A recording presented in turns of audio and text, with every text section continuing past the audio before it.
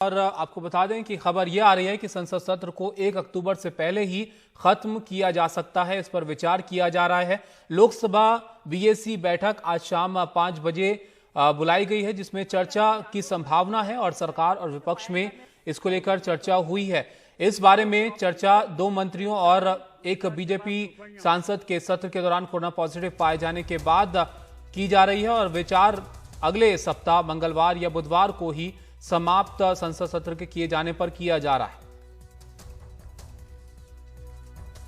अखिलेश हमारे साथ phone line पर मौजूद हैं इस पर बात करने के लिए। अखिलेश, काफी सारे इंतजाम तो किए गए हैं कोरोना से बचाव के लिए, टेस्ट भी किए गए, लेकिन उसके बाद भी जो मामले निकल कर आए उससे चिंता बढ़ी है। इस वजह से फैसला लिया जाना? बिल्कुल ताबिश, सावधानियां तमाम तरह की हैं, तमाम तरह के एहतियात बरते गए हैं। सारे सांसदों से कहा गया था कि वो संसद भवन आने से पहले अपनी कोरोना जांच करवाएं।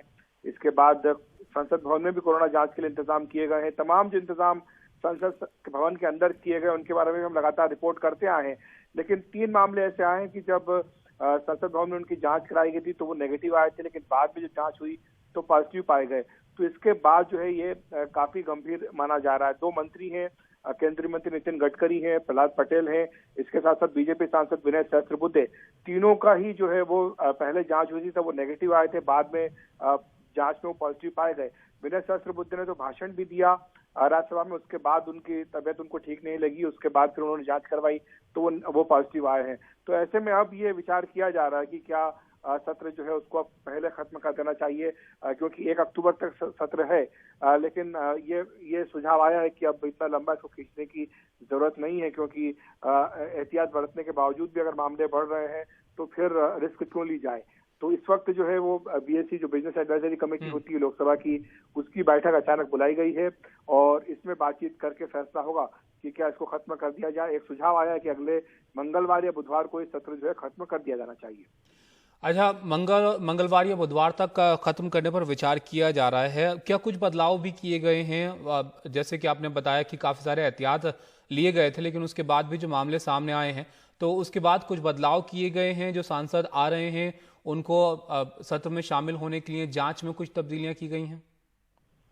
बिल्कुल बिल्कुल बदलाव किए गए हैं। आज ही सुबह जो सभापति हैं वेंकैया नायडू, उन्होंने अपनी ओर से कहा कि क्या सावधानियां बरतने की जरूरत है। उन्होंने ये भी सांसदों को बताया है कि संसद भवन में और पार्लियामेंट लाइब्रेरी में दोनों ही जगह पर इंतजाम किए गए हैं रैपिड जो एंटीजन टेस्ट होता है उसके लिए, कि सांसद चाहे तो अपना तुरंत टेस्ट करवा सकते हैं।